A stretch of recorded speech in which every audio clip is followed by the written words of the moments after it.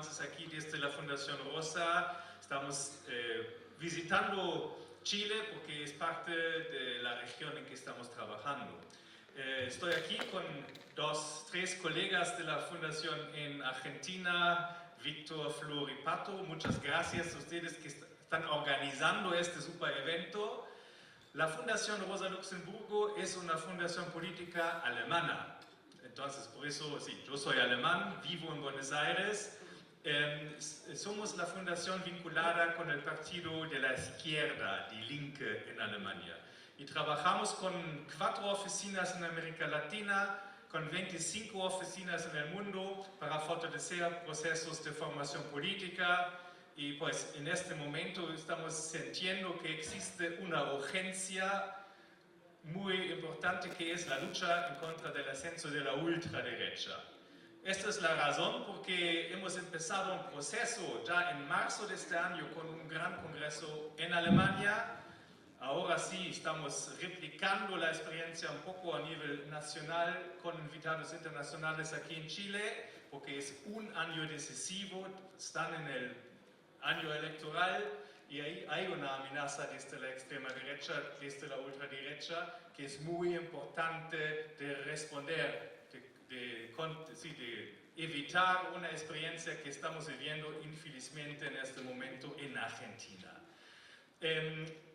Chao, ultraderecha es el logo. En realidad la conferencia tenía un nombre en inglés, Good Night, Far Right.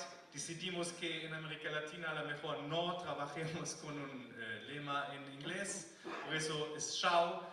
Chao, estamos en camino de un chao ultraderecha a nivel continental que se va a realizar el año que viene en Brasil, pero sí, hoy estamos acá.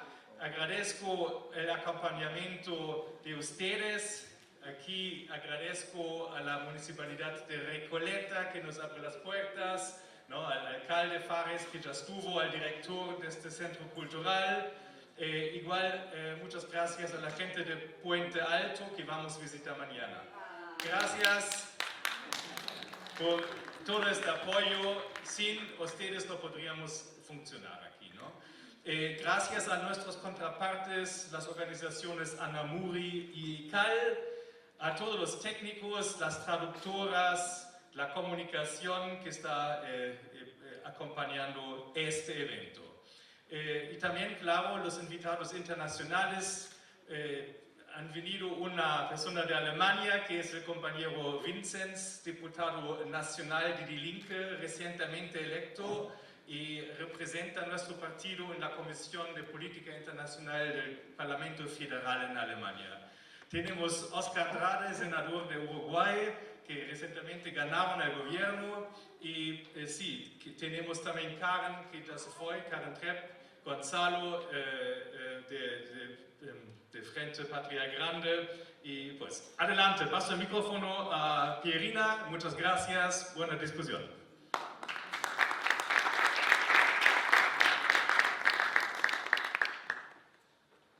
Bueno, muy buenas noches y vamos a comenzar el último panel de este encuentro, que está convocado con la pregunta ¿qué hacer frente al avance de la ultraderecha? Y tenemos en esta mesa compañeros y compañeras que están protagonizando esfuerzos, que están dando cara, están dando la pelea para evitar el avance de la extrema derecha en contextos distintos, en contextos que tienen sus dificultades y sus posibilidades, como ahora Chile vuelve a convertirse en un escenario donde nos vamos a enfrentar, ¿cierto?, a una lucha cara a cara frente a la extrema derecha. Y hemos preparado preguntas para cada una de ellas, que les permitan recoger su experiencia. Entonces lo voy a ir presentando a medida que van a ir interviniendo. Y vamos a partir con el compañero que nos visita desde Alemania, Vinzenz Glasser. Él es parte de una nueva generación de militantes de la izquierda alemana, es trabajador social, luchador por la justicia ambiental, por la justicia climática. Se ha dedicado a trabajar con niños y jóvenes, y este año, en un año que Die Linke tuvo, digamos, una votación importante que a muchos nos sorprendió y nos trajo esperanzas, él fue electo diputado para el Parlamento alemán. Y a Vincent le queremos preguntar, ya que en Alemania, acá también seguimos las noticias de lo que ocurre allá con mucha preocupación, el avance de la extrema derecha en cada última elección ha ido mostrando avances importantes. Entonces la pregunta es, ¿qué desafíos tiene por delante Die Linke para sostener la fuerza que en estos últimos meses se ha logrado y para impulsar propuestas que logren disputar a la extrema derecha, que logren disputar el orden conservador? Adelante, Vincent.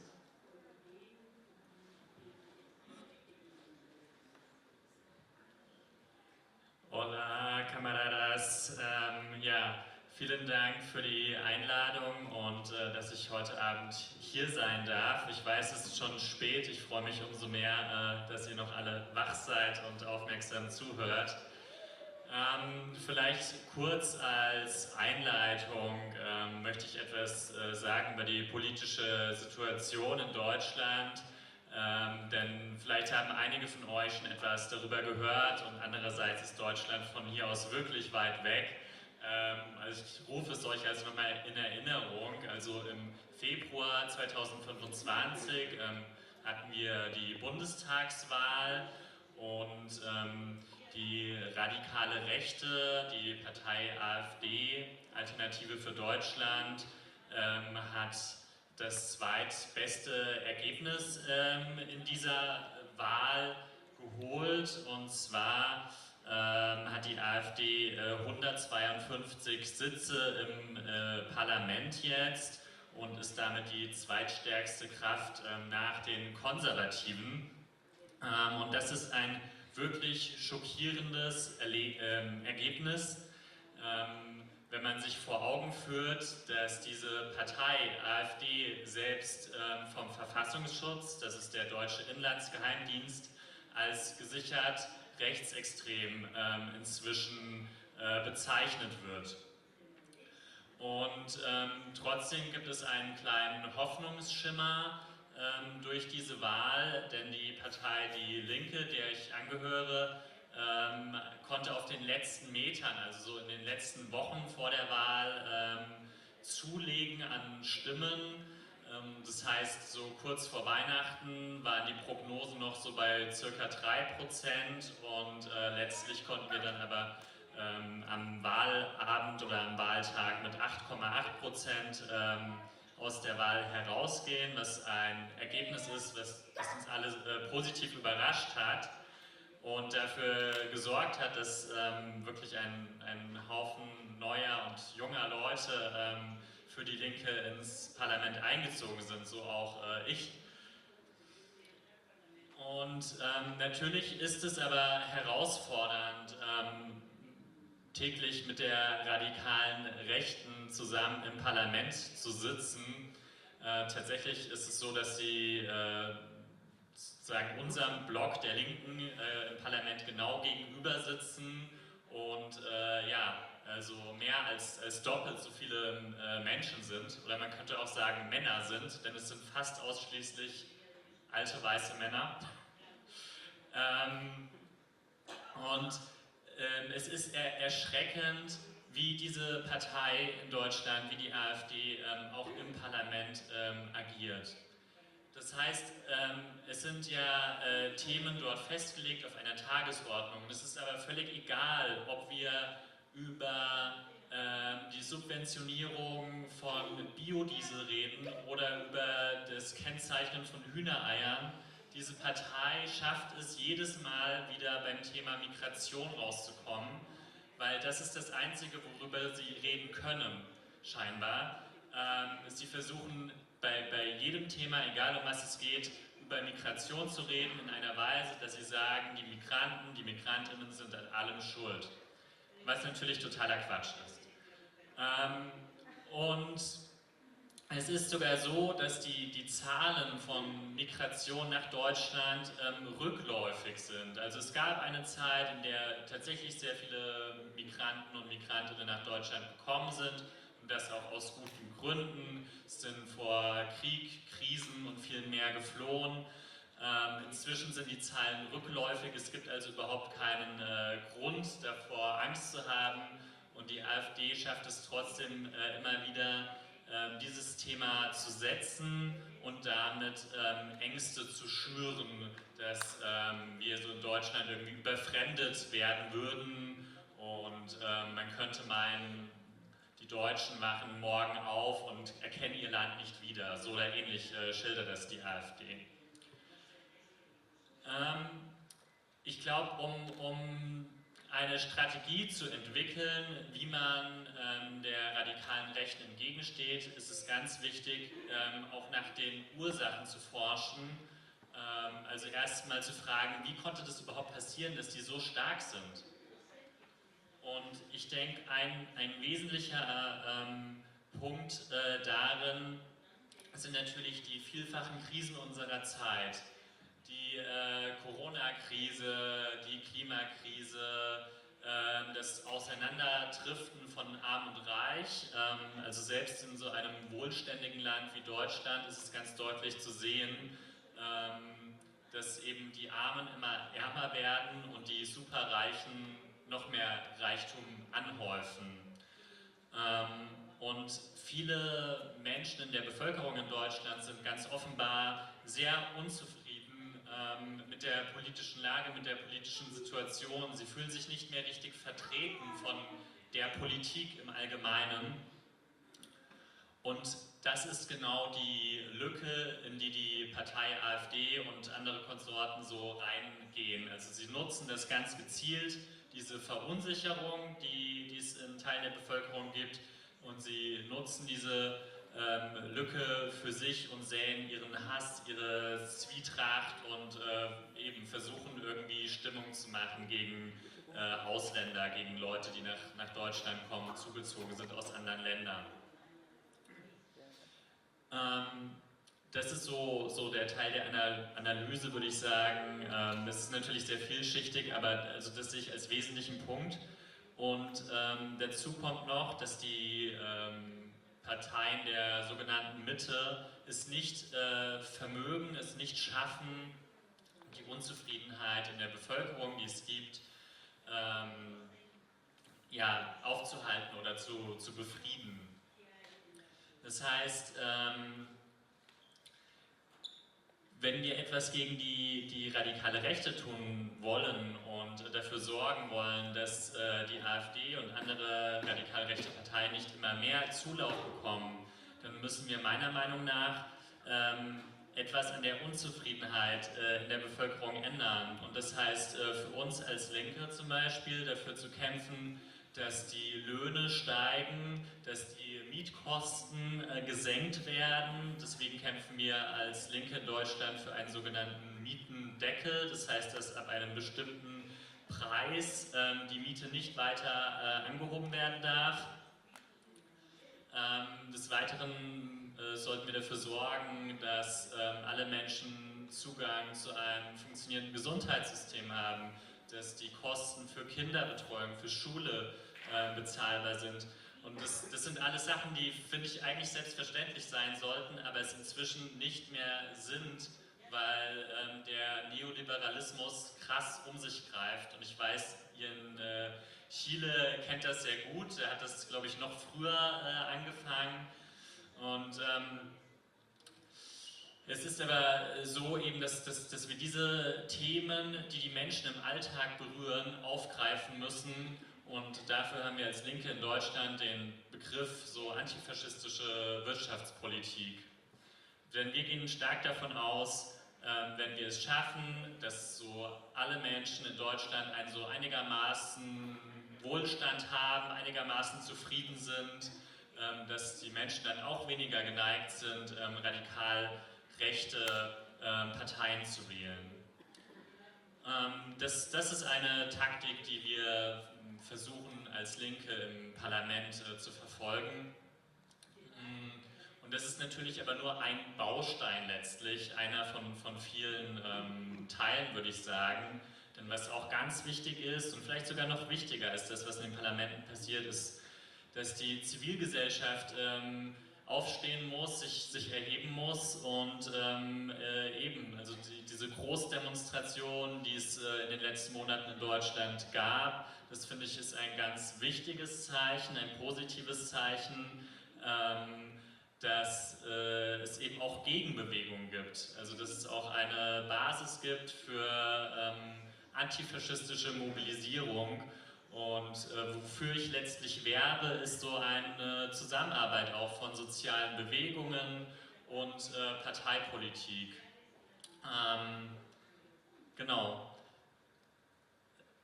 Es gibt so ein Lied von einer so alten deutschen Punkrock-Band von Tonsteine Scherben, die singen da allein machen sie dich ein. Also das heißt, wenn man nur für sich steht, wenn man alleine versucht, gegen den Rechtsruck anzukämpfen, dann muss man zwangsläufig scheitern.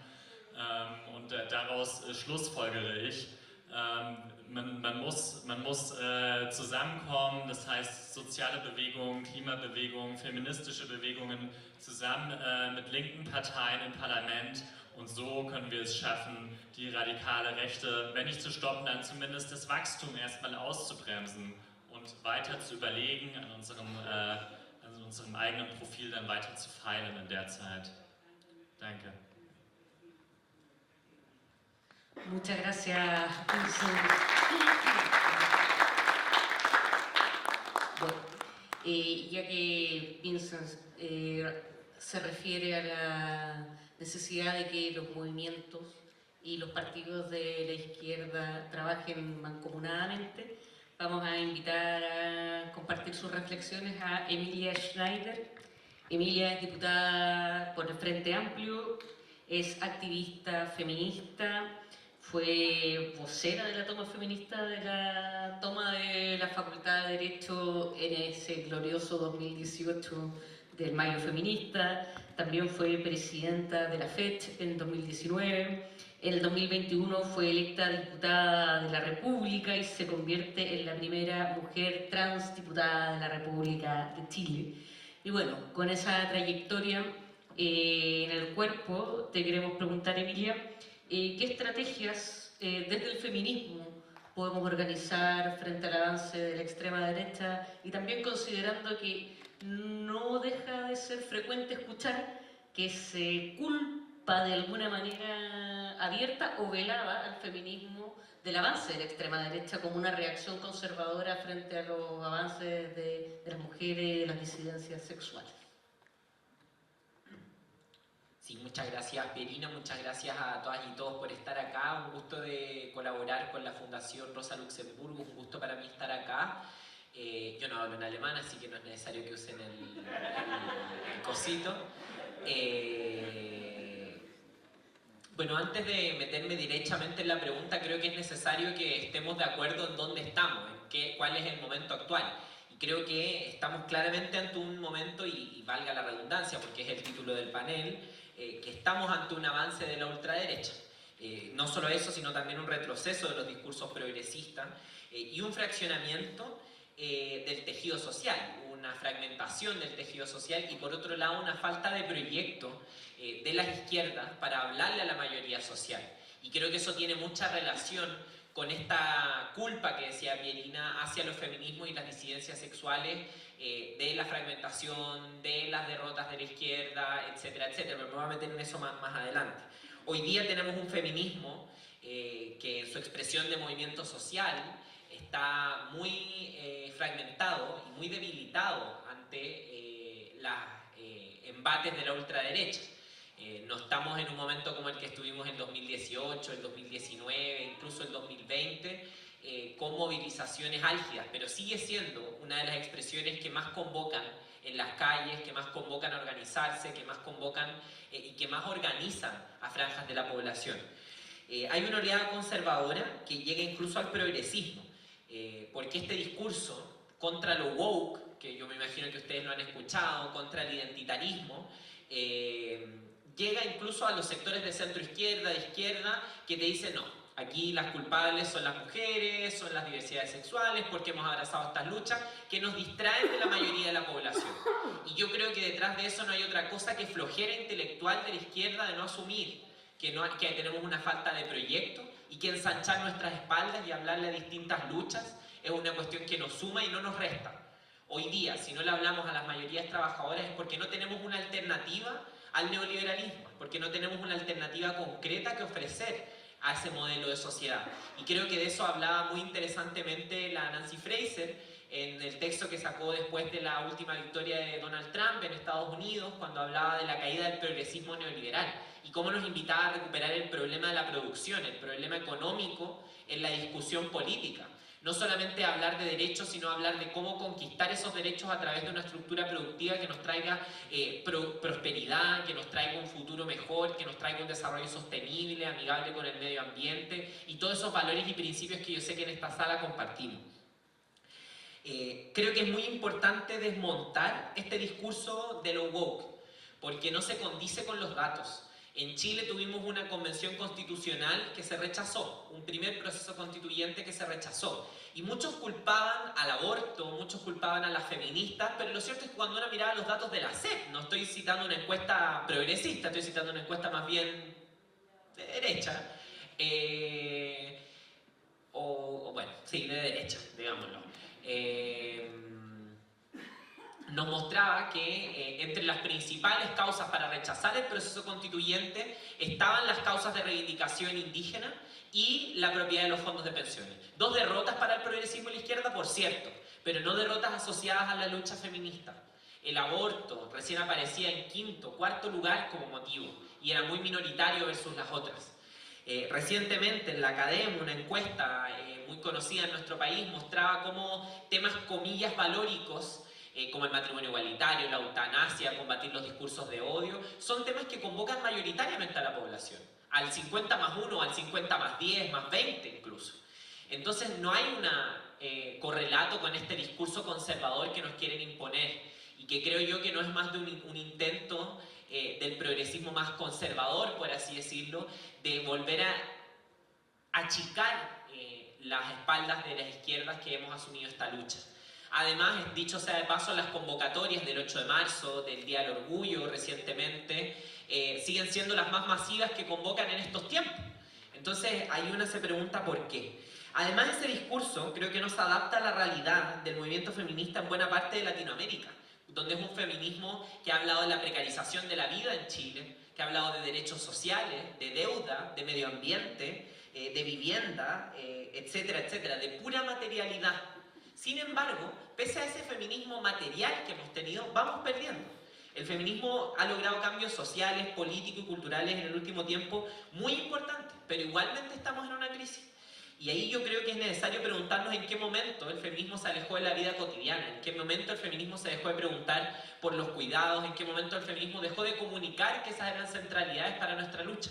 Y yo pienso en luchas como la paridad.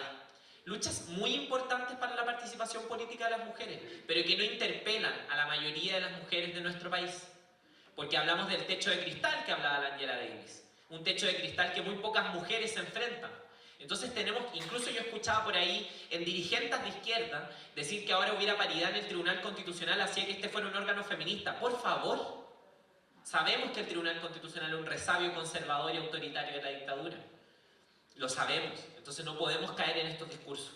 Entonces, para hacer un resumen, creo que hay tres problemas principales a los que nos estamos enfrentando. A la cooptación y el desdibujamiento, si es que esa palabra existe, de nuestro... que me imagino que debe ser muy difícil de traducir para la persona que está traduciendo. Dije, desdibujamiento, una palabra que claramente no existe.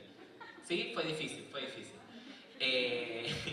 De nuestro movimiento, porque vemos cómo liderazgos como los de Evelyn Matei días atrás sacaban un video diciendo cómo ella había sido casi que un ícono en el avance de la lucha de las mujeres, cuando la UDI se ha opuesto a todos los avances en favor de los derechos de las mujeres, y hoy lo hace con el aborto legal. Entonces tenemos una cooptación y un desdibujamiento de nuestro movimiento, que es el peligro también de la masividad. En la medida en que el movimiento feminista se va haciendo masivo, también va perdiendo su filo político, y ahí tenemos que saber recuperar la capacidad de hablarle a la mayoría, pero seguir teniendo ese filo político de ir al fondo y a la estructural.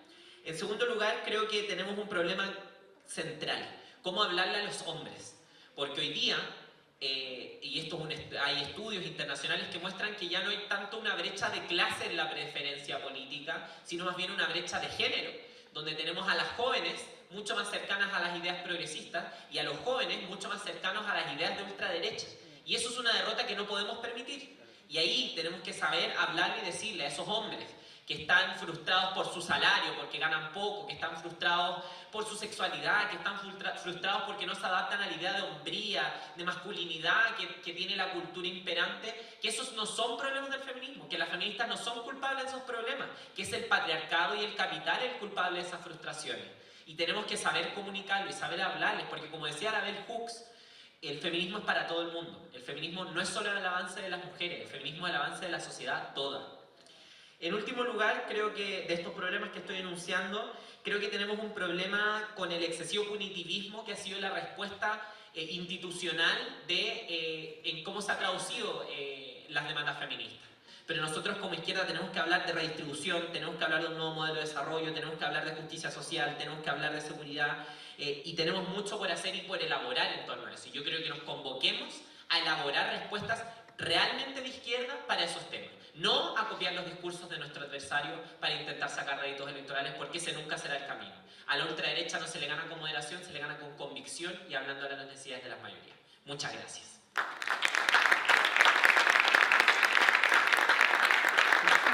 Muchas gracias, Emilio. Y vamos a escuchar ahora las reflexiones de un compañero que viene desde Uruguay.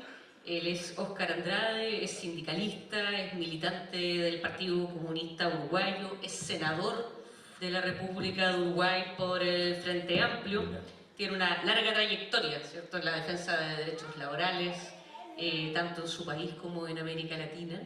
Y en Uruguay tenemos la experiencia reciente, ¿cierto?, de un ciclo de gobiernos del Frente Amplio, después de una derrota frente a la derecha, y un proceso que no conocemos muy bien. Hemos escuchado algo que una vez que se pierde el gobierno, el Frente Amplio sale como a reconectarse con las bases, con las personas comunes y corrientes en el Uruguay como una manera de rearmarse. Entonces te queremos preguntar, Óscar, ¿cómo fue ese proceso, ese camino del Frente Amplio para rearmarse y para también volver a disputar el poder, y con qué desafíos se encontraron ahí y se siguen encontrando? Gracias. Yo, fuera de los 12 minutos, parece que hay una definición que es recontra interesante de pensar de si nosotros transitamos una democracia capitalista o un capitalismo en democracia. ¿Cuál es el sustento principal?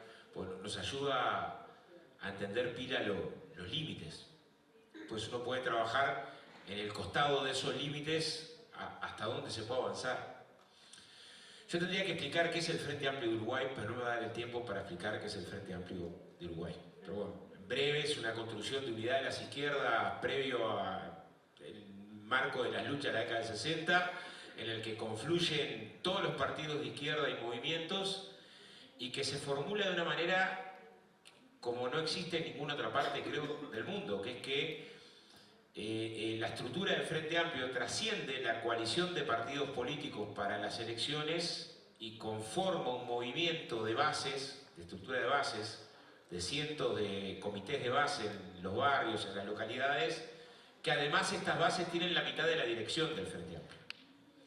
Y además las bases, que se eligen por los vecinos que militan en territorio, en donde confluyen los militantes de todas las tolderías políticas, su congreso es el que define el programa, no los partidos, sino el congreso de las bases.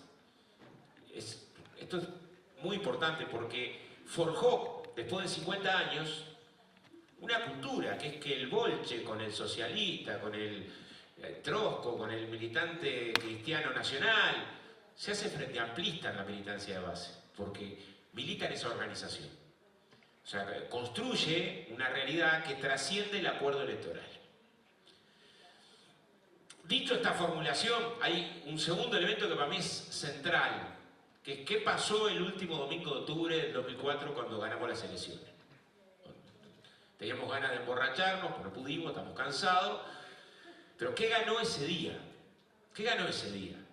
Y bueno, 150 años de luchas obreras ganó ese día. acumuladas, de luchas contra las opresiones. Ganó el artiguismo ese de la pública felicidad y de pensar la reforma agraria en 1815 sobre la perspectiva de que los más infelices sean los más privilegiados. Ganó la lucha contra las desigualdades de género. No es por camisetear, pero en Uruguay es donde por primera vez vota una mujer en un plebiscito en toda nuestra América, en Cerro Chato. Aparte, una mujer afro y pobre, generó un escándalo en la prensa de derecha. El País, que vendría a ser el Mercurio de acá, se escandalizó con esa votación. El título al otro día de ese primer plebiscito para definir dónde iba esa localidad fue: queda demostrada la inactitud cívica de las mujeres. Porque hasta algunas quisieron votar, dice abajo, sin consultar a su caro marido. ¿Qué quiero decir? Esas largas luchas contra la desigualdad. Bryndis Virginia Salas, que Gabriela Mistral reivindica su poesía, pero fue la primera mujer afro en escribir un libro en América Latina y no la dejaban entrar en su Cerro Largo natal. Las luchas estudiantiles, la de los movimientos rurales, la lucha contra la dictadura, el alto precio contra la dictadura en Uruguay, la derrota de la dictadura, la defensa de las empresas públicas en los 90, que fue heroica. En sendos referéndums, mientras se privatizaba todo, hubo una resistencia social que defendió las empresas públicas. O sea, todo eso acumulado construyó el triunfo del 2004. ¿Por qué digo esto? Pucha. Porque si esto es así, o sea, si el gobierno frente amplista, los 15 años de gobierno frente amplista, que después fueron derrotados, son un resultante político de esa acumulación de militancia, de épica, de ética, de heroísmo, de la cantidad de compañeros y compañeras almas que le pusieron la piel a una idea. Si eso conquistó el gobierno no puede ser de los gobernantes al otro día. O sea, desde una perspectiva crítica, desde una mirada histórica, el gobierno no es la reflexión de café desde afuera, desde el balcón, de lo que hacen los gobernantes. En un sentido de avance y en un sentido de dificultades. No, si es esta construcción popular. Sereni, que fue el primer presidente de la Unidad de las Izquierdas en el discurso inaugural del 26 de marzo, lo cierra de una manera. Diciendo, bueno, con el Frente Amplio, que es esta construcción, el pueblo llega al gobierno. No sostiene, vamos a gobernar para el pueblo. No. Va a una definición, a una categoría, un escalón más arriba. El pueblo llega al gobierno. ¿Qué pasó en los gobiernos del Frente Amplio, en los 15 años de gobierno del FA? Voy a hacer una síntesis en un minuto, por lo tanto va a ser una síntesis muy apretada. Bueno, el Uruguay estaba destrozado, 40% de pobreza, una deuda del tamaño del PBI, desastre, los bancos públicos quebrados, una emergencia social productiva. Bueno, hubo 15 años sostenidos de mejora de los salarios, de retroceso de la desigualdad. O sea, el 10% más rico en el 2004 tenía ingresos 20 veces mayores que el 10% más pobre, y ese ratio baja a la mitad en los gobiernos del Frente. Aumenta el salario mínimo nacional, se extiende la negociación colectiva, la sindicalización se multiplica por 4, se multiplica el presupuesto educativo, se duplica el presupuesto de vivienda.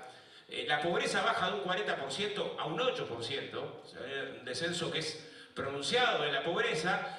Se fortalecen las empresas públicas y se reconocen un paquete de unas 40 leyes laborales, y después de eso gana la derecha. ¿Cómo? ¿Cómo se explica que después de un proceso de avances, todos insuficientes, o sea, a cada uno de estos avances al costado puede decir, tendría que haber sido más profundo? Yo, al decir de Fidel, milito en el lado de los impacientes, señor Fidel. Milito en el lado de los apurados, de los que nos apuramos tanto a veces que quizás pedimos hasta más de lo que se puede, pero prefiero ese costado de la historia, de estar exigiéndonos dar respuesta a opresiones. O sea, hubo componentes de cambio, pero también hubo componentes de continuidad, de temas que no pudimos resolver. La estructura económica extraordinariamente primarizada, una economía muy dependiente de la inversión extranjera directa, componentes del subdesarrollo que no logramos resolver. O sea, problemas que no pudimos resolver. Ahora, la experiencia de los gobiernos del Frente Amplio, que fue la reflexión posterior de la derrota, que es la que nos permitió reorganizarnos en una mirada autocrítica, en la única forma que uno entiende la autocrítica, que es una práctica diferente, tuvo algunas dificultades y algunos errores trágicos. Voy a enumerar los principales. El primero, el descuido de la batalla por la subjetividad. Más lento la traductora y yo me quedo sin decir la mitad de las cosas. Son crueles acá en La Rosa de los Seguros. Crueles. Yo iba a agradecer la invitación, ni los voy a agradecer. ¿Qué quiero decir? La llegada al gobierno implicó que muchas veces pensáramos que el cambio económico provoca el cambio en conciencia social. Voy a poner un ejemplo que es muy nítido, podría poner decenas, pero el tiempo no me va a dar. Las asignaciones familiares a la infancia, las prestaciones de políticas sociales a la infancia se multiplicaron por 4. Y se abandonó un paradigma anterior que era que solamente recibía la prestación el trabajador formal, para pasar a ser que la prestación la define el niño pobre y cuanto más pobre, más alta prestación. Esto que es de elemental, no es ninguna revolución, es de elemental sentido común. En el papel aparecía como una medida que todo el mundo iba a aplaudir. ¿Quién no va a estar de acuerdo en que vos atiendas de respuesta a un derecho de mínima dignidad, que no haya niños en la pobreza? Bueno, tuvimos un lío gigante. Bueno, acá y en la Argentina, cuento una anécdota, pero yendo a una actividad de Clax una vez me agarró un yo no sé, digo mal con los tacheros en Buenos Aires. Con los taxistas en Buenos Aires tengo mala suerte. Entonces me subo al taxi, para el Claxo, y el taxi me dice, Uruguay, yo soy argentino. Dice, yo soy el padre de 7 millones de niños acá. ¿Qué? De 7 millones de bolivianas que vienen a parir y yo les pago la asignación con la plata de mi trabajo. Ay, quiero bajarme acá del taxi ya. Pero eso que me pasó en la experiencia argentina, pasó en Uruguay. O sea, yo me crié en Villa Felicidad. Villa Felicidad, un lugar precioso, pero no teníamos agua potable. Y los gurises de Villa Felicidad cenábamos del merendero pan del día anterior y leche en polvo y algo de dulce de membrillo como había dulce de membrillo. Yo me encontré con gurises, ya no gurises, pero con vecinos de mi villa que eran gurises cuando yo era gurí, criticar las políticas sociales. No es que la criticaba el aristócrata que nunca pasó frío, no. La hegemonía hace que parte de los sectores que están contra el PIB, y vengo de la construcción, compañeros de la construcción, que pasamos las peores, metían 4 quincenas seguidas y enseguida criticaban al que estaba un poco peor. ¿Qué quiere decir? Que la construcción de conciencia social es una cosa mucho más difícil que la planificación de una política pública. Ganar el corazón de tu pueblo para la idea de la solidaridad del cambio y que la felicidad es el otro, y que hay un nosotros por encima después de una década y media de neoliberalismo salvaje, subestimamos esa batalla. O pensamos que se daba sola. Y no hay cambio popular sin protagonismo popular, y el protagonismo popular es ser parte de la experiencia. Históricamente nuestra presencia mayor eran las nuevas generaciones, pensamos, hay un dicho en Uruguay, que teníamos la vaca atada, o sea que los jóvenes siempre iban a estar de nuestro lado, bueno, no, la derecha trabajó los jóvenes, nosotros no trabajamos las nuevas generaciones y logró, siguen votándonos más a nosotros, pero logró empardar. Cuarto gran error, nos institucionalizamos en demasía. Digo no por solidaridad porque yo milité en el movimiento social los 15 años de gobierno del FA casi. Pero en general las izquierdas empezaron a ver la perspectiva solo desde el gobierno.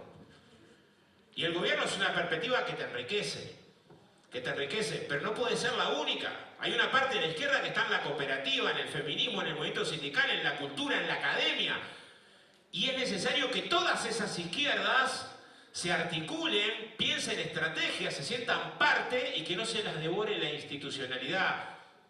Quinto error nuestro, el lento recambio generacional. Algunas de estas cosas las discutimos, voy a pedir un minuto solo, ya estoy pasado, y perdón, porque me quedé en la primera parte de la pregunta. La autocrítica más fuerte que hicimos fue enfrentando el gobierno de la calle, que el gobierno de la calle, siendo que ganó la derecha, al lado de Bolsonaro, al lado de Milei y al lado de Kat, es Bambi, el animalito tierno ese, pero por más que bajó los salarios, hubo medidas represivas, pero al lado de lo que ves al costado, decís, no, nosotros no tuvimos ultraderecha, tenemos una derechita. Pero enfrentando el modelo conservador y los supuestos del modelo conservador, punitivismo, medidas antisindicales, intento de tener las empresas públicas y haciéndolo desde el movimiento social, rearticulando la izquierda con el movimiento social, fue parte sustantiva de por qué logramos pararnos de otro lugar después de la derrota dura. ¿Qué desafío tenemos ahora a 3 meses del gobierno? No olvidarnos de lo que nos pasó. Porque el gran problema es que el triunfo te hace arrogante. Pensás que ganaste las elecciones y estás en arriba del laurel descansando. Y la derrota te termina educando, porque te dan un cachetazo y te hacen ver que no era Gardel, que es uruguayo. No. Claro, te coloca en otro lugar. Las derrotas terminan educándote mucho. Entonces, y lo otro que te educan es en esta mirada internacional. No es para este tema, pero un gran tema que nos gustaría discutir es cómo, cuando tuvimos una cantidad de gobiernos progresistas, populares, nacidos de las luchas antineoliberales, los procesos de integración no lograron avanzar en el ritmo que se merecía nuestra historia que avanzara. O sea, un ejemplo solo y termino ahora sí. La declaración sociolaboral del Mercosur que logramos a fines de los 90 cuando gobernaba la derecha, no logramos cuando gobernábamos nuestros gobiernos darle un estatus de protocolo para que fuera obligatorio en todos lados. O sea, no la expropiación de los ricos, ni reformas en algunos casos logramos, y me parece que eso es parte de los dilemas de las cosas que no logramos resolver. Y después voy a decir algunas otras cuando me hagan alguna pregunta que me permita no irme con úlcera al hotel. Gracias. Muchas gracias, Oscar. Y la última intervención de este panel está a manos de Mauro Tamayo. Mauro es alcalde de Cerro Navia, es kinesiólogo y tiene una larga historia como dirigente estudiantil, como kinesiólogo, bueno, no tan larga, pero larga igual. Director del Senadi, también ahora, también fuiste concejal y ahora alcalde de Cerro Navia, que es una comuna, para los que vienen de afuera, una comuna popular de acá de la región metropolitana. Y Mauro, lo que te queremos preguntar a ti es por los llamados nuevos municipalismos, cómo los municipalismos se ubican en esta lucha, cómo también se enganchan en la lucha contra la extrema derecha y cómo se ubican en el marco de la política nacional. Y adelante. Primero agradecer la invitación de la Fundación Rosa Luxemburgo, también agradecer a usted que están todavía, porque hoy es viernes, nuestro cuerpo lo sabe, y que sigan acá un acto de resistencia. Muchas gracias a cada uno de ustedes que no se han ido, y esperemos que no se vayan mientras yo hablo, porque así significaría una mala señal para el expositor. Oye, contarles que, a diferencia de lo que señalan los alcaldes, primero señalar que, a mi juicio, los municipios son órganos del Estado. Por tanto, son instrumentos de dominación de clase. ¿Sí? Entonces, cuando hablamos de nuevo municipalismo como si fuese algo distinto, no, persigue los mismos fines que persigue el Estado en su conjunto. Hoy, el alcalde Daniel Jaue no puede estar aquí con nosotros, está con arresto domiciliario, porque una fiscal decidió, en base a su análisis e investigación, que es un peligro para la sociedad. ¿Y cuál fue su peligro para la sociedad? Bajarle el precio a los medicamentos, a los anteojos. Demostrar que algo que nos habían dicho por años, que era imposible, sí se podía hacer. Entonces, ¿a qué me refiero con eso? Muchas veces este concepto de dejemos que las instituciones funcionen, lo han escuchado, ¿no? Gente de nuestro sector, asumiendo que los jueces son objetivos, son imparciales, son gente que decide más el criterio y el derecho, y finalmente juzga en torno a aquello, y eso no es verdad. Asumir que la opinión pública, que se expresa a través de medios de comunicación, que tienen un patrón y un financista para reproducir todos los días discursos de odio, para reproducir todos los días discursos e información sesgada, para que lo que nosotros conversemos tenga una reproducción y por tanto ese sentido común solo sigue fortaleciéndose. En ese sentido, uno dice, bueno, entonces, ¿qué podemos hacer los municipios? Hartas cosas. Y sobre todo, mover los márgenes de lo posible para disputar el sentido común. para demostrar que es posible hacer algo distinto. Pero los municipios siguen la lógica de dictadura. Cuando los alcaldes éramos designados y éramos parte del Ministerio del Interior. Por eso que en la oficina de los alcaldes y de los oficinas municipales, a pesar de que somos órganos autónomos, tenemos la foto del presidente de la República. Porque en dictadura éramos dependientes, éramos funcionarios del Ministerio del Interior los alcaldes, imagínense. Pero eso ha permanecido en el tiempo. Hoy día, como les contaba, las municipalidades, el Estado, la Iglesia, la familia, son estructuras que reproducen un modelo de sociedad en el cual nosotros nos toca convivir. Y en ese sentido, si vamos desglosando lo que nosotros nos ha tocado hacer, por ejemplo, en el ámbito de familia, hemos reproducido bastantes estrategias y voy a esperar contarles solo 8 de aquellas cosas que creemos que son interesantes que comentar. Primero, nosotros nos declaramos como un municipio feminista. No es tan difícil, si faltó un acuerdo de consejo, lo difícil es expresarlo. O sea, destruir estructuras de dominación patriarcal dentro del Estado es difícil. Pues es más fácil declararlo. Establecer protocolos en contra de cualquier tipo de discriminación, poner más jefaturas mujeres, hay varias acciones que se pueden hacer y esa fue una definición política que tomamos. O, por ejemplo, el cuidado. Nosotros tenemos una estrategia muy bonita que se llama el Plan 80. Acá son todos muy jóvenes, pero las personas sobre 80 años en nuestra comuna, nosotros sabemos dónde viven, cómo se llaman, porque todas las semanas los estamos llamando para saber cómo están y cómo les podemos ayudar. Con la misma oferta municipal, pero de forma permanente. ¿Para qué? Sí, porque son las personas que están más solas, que requieren más apoyo. Y yo siempre lo digo, Cerro Navia es la tercera comuna más pobre de toda esta región. Entonces yo digo, oye, pregúntenle a su alcalde por qué no lo han hecho, si la comuna más pobre la puede hacer, ¿se acuerdan? Entonces hay cosas que ustedes le preguntan nomás si Cerro Navia puede, porque ellos no. Y como nos quedó chico el Plan 80, porque había gente más joven, que está en situación de dependencia severa y requiere apoyo, bueno, creamos el Plan Independencia, para las personas de dependencia severa, la misma idea. O sea, para no que ellos estuviesen yendo a la municipalidad, sino que nosotros vamos. Al principio pensaban que eran estafas telefónicas. Cuando te había llamado a la municipalidad, seguramente nos van a robar algo. Y nos costó, pues. Entonces teníamos que ir y decir, hola, somos de la municipalidad. Esto partió el año 2020 y ha seguido hasta el día de hoy. Era en el marco de pandemia, pero lo hemos mantenido y la gente lo valora mucho. El Plan Independencia es la misma idea para pacientes en situación de dependencia severa y el Banco de Alimentos. En nuestro país, ahora, el mes de julio, se cumplen 10 años donde el Congreso tramita una ley para que los supermercados y los productores de alimentos estén obligados a dejar de botar alimentos que son consumibles a la basura. Hoy en nuestro país se botan toneladas de alimentos a la basura. ¿Por qué? Porque es preferible botarlo que entregárselo a la gente. 10 años, un proyecto de ley que sigue discutiéndose con poca prisa, ¿verdad? Nosotros qué hicimos, a pesar de esa discusión, sacamos el primer y único banco de alimentos públicos en Chile, en Cerro Navia, y hemos generado una estrategia de soberanía alimenticia. ¿Para qué?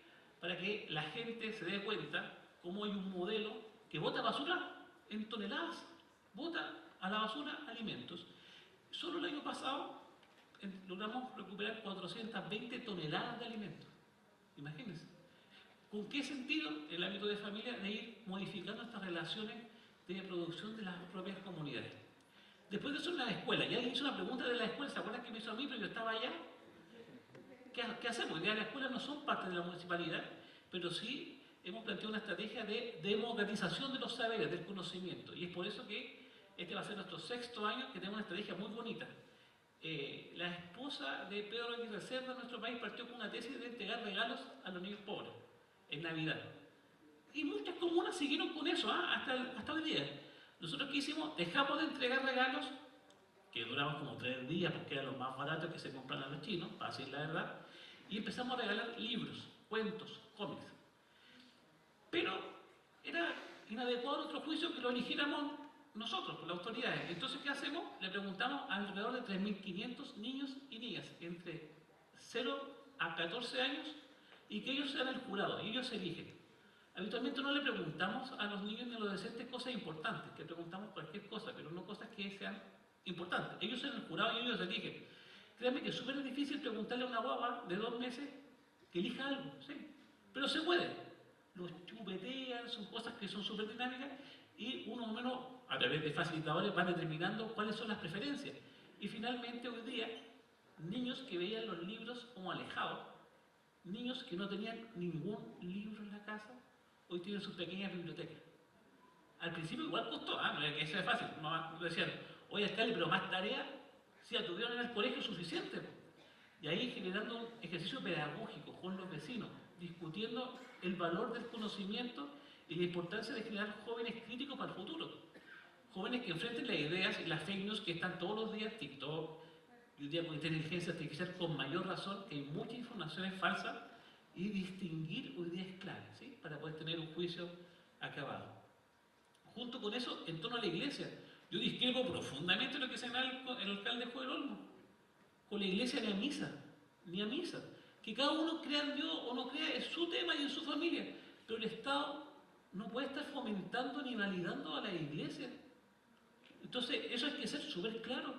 Hoy día, en la medida que más se fortalece la iglesia y que el Estado, a nivel cualquiera sea, la sigue potenciando, hay más niños violados en nuestro país, para que seamos súper claros. Entonces, nosotros no nos podemos confundir. No nos podemos confundir y estar avalando por 2 votos a la iglesia. Y lo digo con súper honestidad.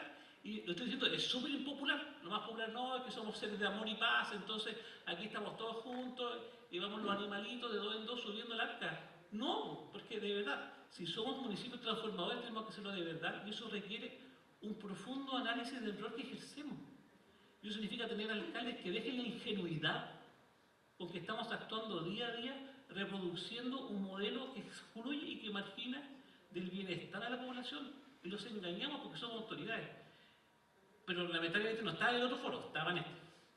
Y en torno a lo que han dicho los demás expositores que tiene que ver con la disputa del sentido común, todo esto llega a eso. Pero para eso requiere que a nivel municipal dejemos de parecer técnicos buenos para la gestión y politicemos el debate. Y yo mi cuenta pública, la última que di, ahí está el concejal republicano, por suerte tengo uno solo, y le dije si fueron los republicanos los únicos que en el Senado votaron en contra de la ley de royalty que sacó el gobierno, que beneficia a las comunas más pobres, y los republicanos fueron los únicos que votaban en contra. Porque si no politizamos, si no explicamos, si no hacemos pedagogía en la comunidad, ¿quién lo va a hacer? ¿Vamos a esperar que venga el Mercurio o el Canal 13? No, pues si no van a llegar. Entonces, o van a llegar a decir barbaridades de todos nosotros. Entonces, ¿qué les quiero decir? Hoy día, por ejemplo, el gobernador Orrego, que la próxima semana van a llevarlo al Trícer, la ultraderecha, para destituirlo, porque no le pudieron ganar en las elecciones, entonces están buscando resquicios administrativos para poder sacarlo. Después van por todos nosotros, por todos los alcaldes y por todo lo que huela tenga un tufillo de izquierda. Y van por nosotros. Sí, créanme que esto va a ocurrir. Sí, esto no es algo de otro país, de otra generación. Desde ahora lo que está pasando es que la ultraderecha tiene una agenda clara y están avanzando día a día, mientras nosotros peleamos, como siempre, entre la izquierda, que para eso somos buenos. Siempre, eso tenemos como una conformación para pelear entre nosotros, que en el de más de izquierda, que en el más puro, etcétera, etcétera. Entonces, yo creo que efectivamente hoy día la ultraderecha va avanzando de forma mucho más clara que nosotros. Y en ese sentido, es que nosotros tenemos un ejercicio muy bonito, que lleva muchos años, que es un ejercicio de transferencia efectiva de poder. Todo el poder a los soviets. Esto no es teoría, esto lo hacemos con las comunidades, en el cual no solamente el alcalde, sino que todo el equipo municipal va a dar cuenta y explicaciones de lo que hacemos por cada población, por cada sector. Tenemos más de 400 equipos de seguridad, que son como nuestros comités de defensa de la revolución en Cerro Navia, que finalmente ven temas de seguridad, porque la respuesta a seguridad, si no es comunitaria, no hay otra.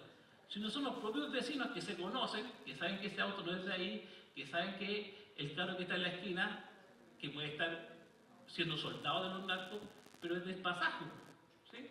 No es lo mismo que llegue un tipo a balearse a otro, y finalmente esos espacios de microseguridad y de construcción colectiva son sumamente importantes y nosotros hemos podido avanzar muchísimo en eso. Imagínense, conformar 400 localizaciones no es fácil, pero los vecinos se sienten, ya no es la unidad vecinal, no es el comité general, es el pasaje, o sea, de la microgestión barrial para poder ir conformando una masa crítica que defienda a los propios vecinos en sí mismos, para ir construyendo espacios seguros. Y en ese sentido, y en ese cambio de lógica, es que generar discursos en sencillo es muy simple, todo el tiempo. Y termino con esto. Hoy día, cuando a mí me toca hablar con vecinos, y empiezan, es que los migrantes, como si fuésemos todos blancos y rubios de ojos verdes, y empiezan a digo, oye, sí, pero gracias a los hermanos migrantes tenemos médicos en el consultorio. Y ahí se les cayó el discurso hasta el tercer subterráneo. Porque es cierto, si tú vas al consultorio tenés un médico venezolano, o ecuatoriano, o no tenés más. Pues. Y él es el que te ayuda, te atiende, entonces cambia. Pues. Pero si los migrantes, los hermanos migrantes que vienen a aportar, es que esos son otros, sí. Porque hay vecinos nuestros que también asaltan y son los que tenemos afuera, ¿verdad? Sí, lo mismo. Entonces ir cambiando, pero en simple, que un mensaje que le haga sentido, es clave para enfrentar a la ultraderecha, y es por eso que, a mi juicio, y me tocó ser vocero nacional de la campaña de Janet Jara, tuve ese triunfo que arrasó. Porque no solamente demostró que es una persona que es capaz de hacer las cosas, ¿sí? Sino que además fue un discurso convocante, de mayorías, y es por eso que fue bastante brutal el triunfo. Eso es todo.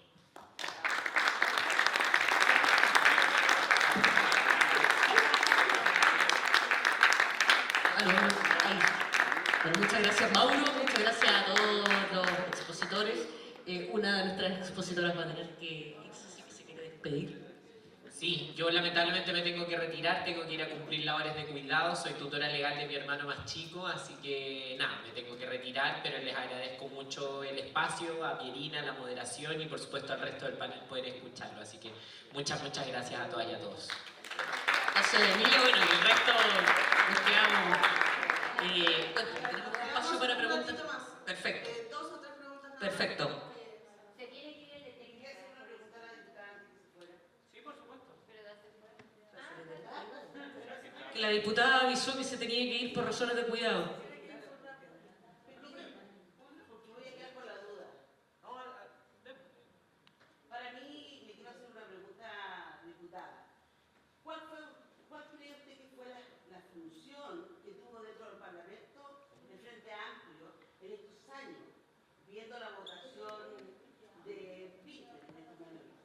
Y lo otro, usted va a ir por la baja... Va por la baja de la dieta parlamentaria. Acá tenemos un senador que viene de fuera, que solamente su sueldo anterior es el que percibe aún. Eso quiero preguntarle. Sí, tengo que responder brevemente porque me tengo que retirar, pero parto por el final. Sí, yo estoy por la rebaja en la dieta parlamentaria, pero quiero aclarar que en Chile ya se hizo un proceso de rebaja en la dieta parlamentaria que lideró de hecho el Frente Amplio y que se conformó una comisión externa que es la que evalúa el sueldo de los diputados. Nosotros ya no nos regulamos nuestro propio salario. Yo por cierto creo que este debería bajar, creo que debería bajar demasiado. Pero ya no depende de nosotros, sino de una comisión externa. Antes Chile estaba en los países que más pagaba a sus parlamentarios, hoy estamos dentro del promedio. Eso es importante tenerlo a colación y no se reajusta el salario. Nosotros no estamos reajustándonos y aumentando nuestro salario en función del IPC ni de nada. Y sobre lo segundo, o sea, sobre lo primero, yo creo que el Frente Amplio, al igual que el Partido Comunista, hemos sido bancadas que nos la hemos jugado porque las transformaciones, porque las reformas ocurran.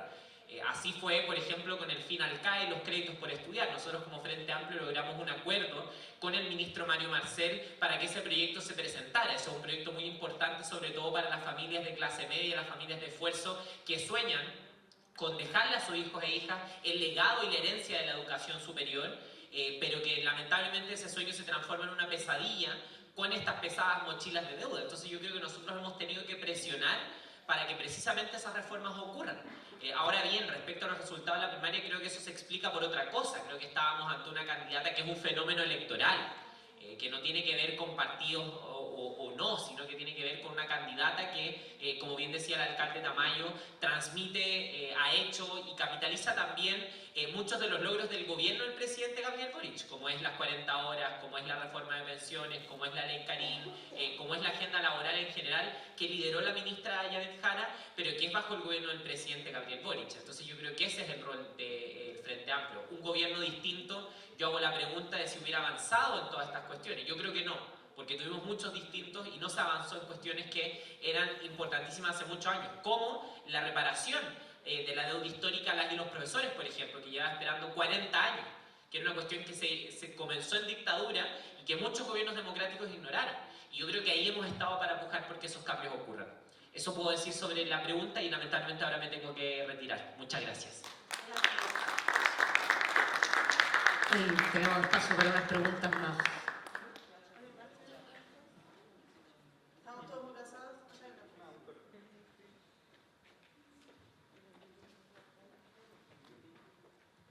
Sí, muchas gracias. Voy a tratar de ser cortito. Quizás para el compañero de Alemania y el compañero de Uruguay, y también si se quiere sumar al alcalde, preguntar, yo no soy economista ni estoy cerca de saber de economía, pero ¿qué pasa con la macroeconomía y quizá el responder más, si se quiere, al Banco Mundial o al FMI, de los gobiernos progresistas, cuando hay urgencias sociales que salen de esa caja de la macroeconomía? Nosotros, por ejemplo, en Chile tenemos un ministro que bien saneó la economía, era una economía que estaba muy recalentada después de la pandemia, pero a mi juicio eso nos hizo perder mucho, sobre todo para el primer plebiscito constituyente que tuvimos acá, en donde las prestaciones sociales directas se cancelaron por la macroeconomía, por que bajara la inflación. Y me imagino que en Alemania eso igual ocurre, sobre todo ahora con el tema de la guerra en Ucrania, el financiamiento del 5% del PIB a gasto militar, que eso igual entra dentro de la macroeconomía. Y bueno, en Uruguay me imagino que de alguna u otra forma igual terminó pasando eso, entendiendo que igual somos países subdesarrollados que tenemos deuda. Y preguntárselo así porque al final usted lo decía como el Excel, es ese Excel que al final mucha gente, muchos millones de personas quedan fuera y esas millones de personas terminan yéndose a la ultraderecha. Por ejemplo, ahora en Chile tenemos un aumento del gasto de la luz que muchas familias de clase media y clase trabajadora van a tener que asumir y van a quedar, y muchos de esos millones van a quedar fuera del subsidio que el gobierno está implementando. Entonces, me imagino que esas personas, no sé si van a votar por la izquierda después. Entonces creo que, ¿cómo resolvemos eso? Los gobiernos progresistas, los gobiernos de izquierda, cuando sí hay una macroeconomía que hay que tener a raya, que no tiene que subir la inflación, pero ¿qué pasa con la gente que queda fuera de los subsidios directos y que se va a la ultraderecha? ¿Cómo lo hacemos?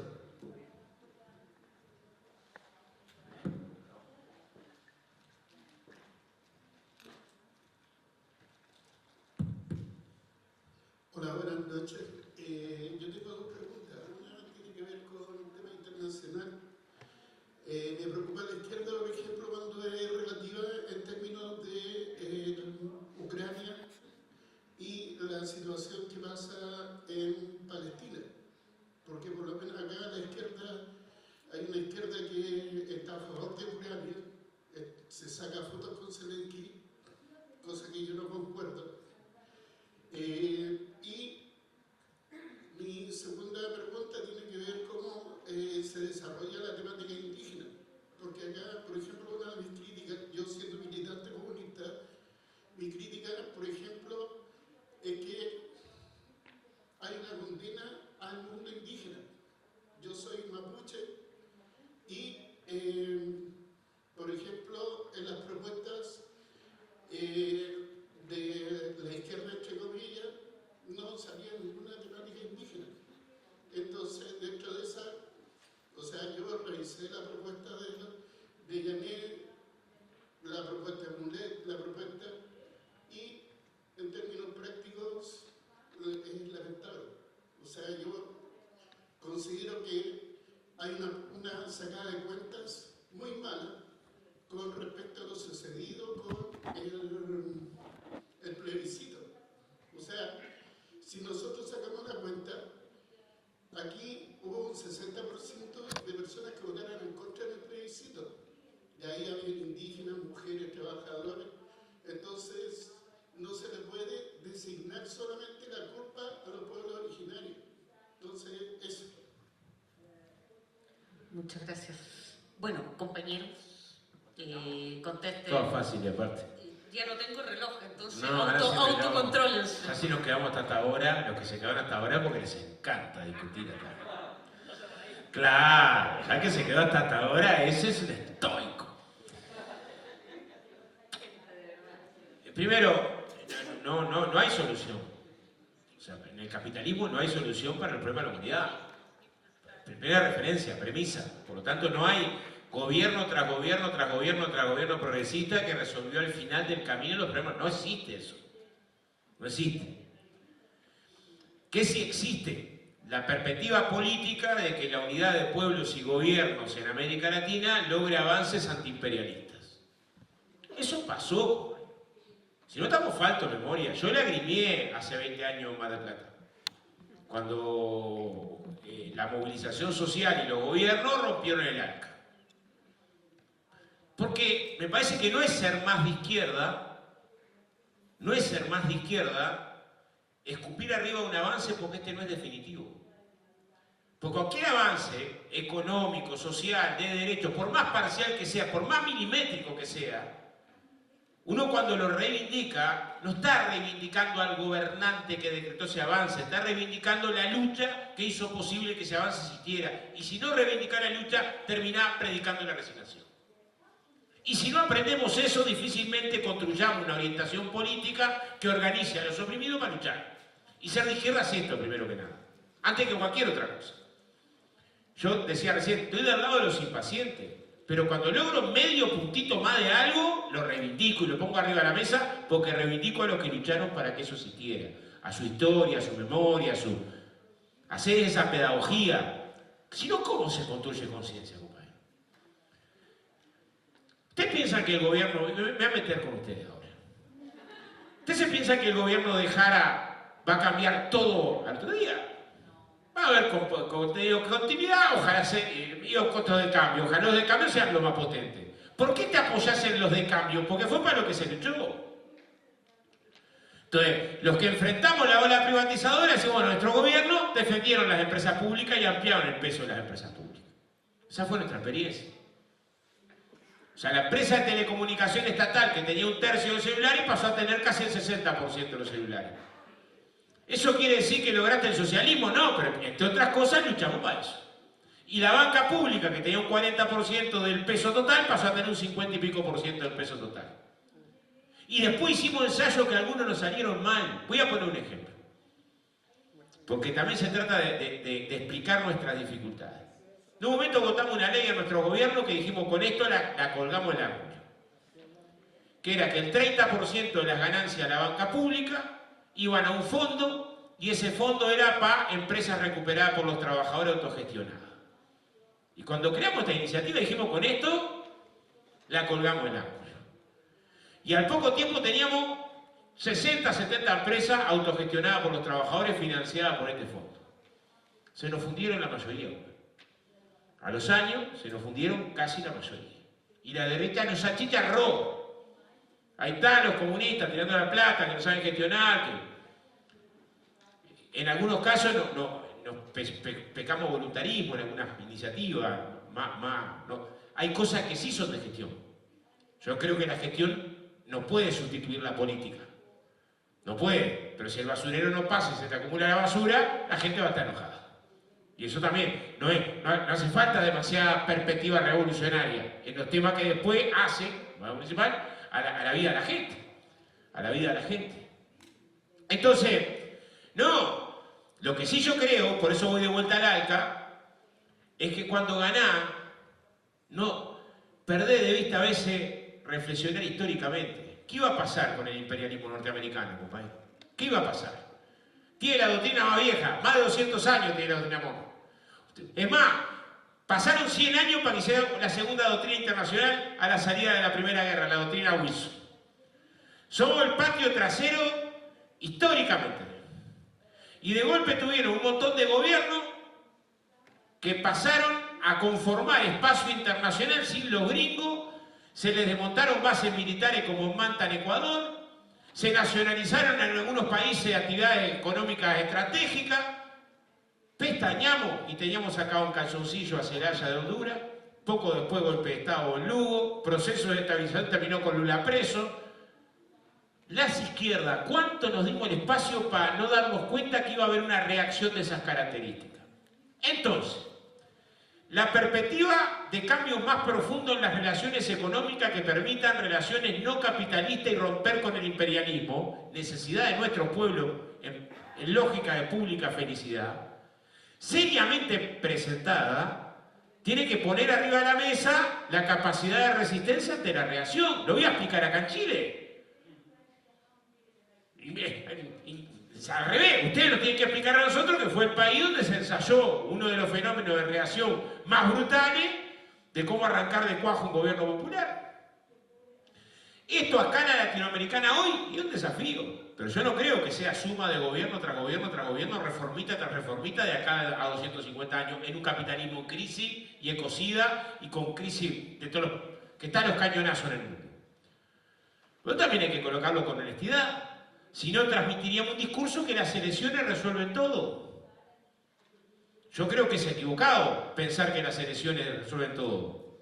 Es más, lo principal no se resuelve en las elecciones. También creo que es un error regalarle a los sectores del poder las elecciones. Y no darnos cuenta que ahí hay un espacio que hay que disputar. Porque es las dos cosas el Estado, ¿eh? Es las dos cosas.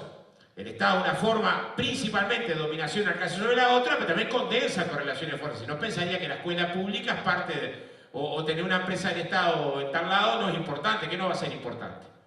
Tener mecanismos que te permitan articular espacios de disputa. Entonces tenés ahí una discusión mucho más compleja. Y repito, yo me parece que el erramos es posible que uno analice los gobiernos desde los gobiernos. Pero me parece que no es la forma profunda de analizar los procesos sociales. Los gobiernos son construcciones históricas. Entonces hay que mirar los gobiernos con esa complejidad. Cuando hablamos de los gobiernos, hablamos de los movimientos sociales que tuvieron para construirlos, su densificación, su grado de conciencia, de organización, de acumulación. No es un análisis de clase analizar los gobiernos desde la perspectiva de lo que hace el gobernante, como que terminara y empezara ahí la cosa. Y este es un gran pecado que tenemos nosotros. Yo he encontrado compañeros míos del frente de izquierda, que fue un ministro, que dice, no, hay que ir a la gente y decirle lo que les dimos. ¿Pero qué diste vos? O sea, luchamos toda la vida por cambio, porque se reconocieran derechos. Cuando construimos un sistema de beca más potente y el gurí puede estudiar, ¿le diste la beca? No diste nada. Reconociste el derecho a la educación, pedí disculpas por no haber resuelto antes el tema. Cuando ampliaste el presupuesto de vivienda, ¿le diste la vivienda a vos gobernante o fue esa historia de lucha la que permitió un cambio en la correlación que hace que ese derecho se respete? O sea, los gobiernos, si son populares, no dan. Reconocen derechos que estaban vulnerados y los reconocen desde el pueblo organizado y su lucha, no desde la gestión del gobernante. Y a veces lo que hacemos es pensar que es mi gestión, pues soy el uno. Ah, la luz que me encandila. No, señor. No, está parada una construcción, una acumulación que costó compañeros colgados en la dictadura. ¿Cómo va a pensar que es su mérito? Pero esta sociedad tan fragmentada y tan individualista, ¿no? Tan del me gusta, nos hace creer que somos nosotros. Eso que hasta toca a nuestros dirigentes, militantes y compañeros, para abajo es peor. Entonces, el compañero que logra mejor salario porque hubo un convenio colectivo positivo piensa que lo logra por... Yo soy montajista electromecánico. Fui albañil primero, carpintero, pero el último tiempo trabajé en montaje electromecánico. El montaje electromecánico, instrumentistas eléctricos, soldadores, cañistas, es de los sectores mejor pagos de la construcción. Pero en Uruguay estaban profundamente desregulados. No teníamos ni laudo. A partir de la lucha del sindicato y de las acciones colectivas y de leyes y de movilizaciones se logró el laudo y la mejora y pasaba a ser los sectores de trabajadores con mejor ingreso. Y uno puede decir, estos tendrían que ser los más combativos luchadores. ¿Luchadores? Luchadores contra el impuesto a los salarios. ¿Qué luchadores? Y son los que más creen que me lo gané solo porque sé. No, si hace 20 años cuando no tenías estas normas, ¿sabías menos? ¿Soldabas mal? Pero el neoliberalismo te hace creer que ganás solo o para el solo. Por eso cuando estás en la lona no pensás que es el sistema económico, pensás que es tu culpa. Y te deprimís y tenés problemas de salud mental. Y andás hecho fleco. Entonces, la contrahegemonía es un tamaño problema. Todo esto junto, porque es con esta sociedad que transformamos la sociedad que hay, no es con los textos. es con los textos, pero después es aprendiendo teóricamente, pero después es a partir de esta sociedad y de esas luchas. Muchas veces hay sectores, el compañero planteaba de los pueblos originarios, hoy nos rezongaban por el convenio de la OIT al Uruguay, y tiene razón. Lo firmó el Uruguay, pero no lo reglamentó. Tiene razón. El no tener una antena sensible a las opresiones te hace perder el alma. Y está bien que te reclamen. Una última cosa que digo. Última. Ahora sí. Es equivocado pensar que se llega al gobierno y se deja de luchar. Se llega al gobierno y se espera que el gobierno resuelva los dilemas. ¡No! Podés luchar también teniendo condiciones algo más favorables en los gobiernos. Algo más favorable, no pidamos otra cosa. Y me parece que esa es parte del debate central y también de la traducción política de las conquistas. Todo eso junto va. O sea, enfrentar los sectores de extrema derecha que ofrecen una propuesta simplista, represora, racista, que conecta con lo que han acumulado en la conciencia social durante décadas, no es sencillo, pero es necesario. Y en eso también ver qué es lo principal. El compañero lo decía de manera brillante, es así. La derecha se une por intereses, las izquierdas debatimos por ideas y nos partimos a la mitad por ideas a veces.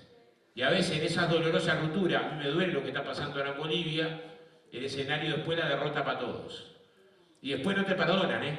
Después cuando te van a pasar por arriba, no te perdonan si había tal o cual, o más allá o más acá. Vaya si está llena de historias, de partos, de derrotas producto de nuestras divisiones. Pero de eso se trata. Estos seminarios no traen la respuesta, pero sí permitirnos pensar juntos algunos de estos temas. Gracias. Muchas gracias. Compañeros, tenemos que dar por terminada esta sesión. Algunas preguntas van a quedar sin respuesta, pero pueden acercarse a conversar también ahora cuando nos estemos retirando, pero por una serie de cuestiones logísticas de las personas que trabajan también en este lugar tenemos que finalizar esta charla y este encuentro, así que les agradecemos a quienes estuvieron y a quienes estuvieron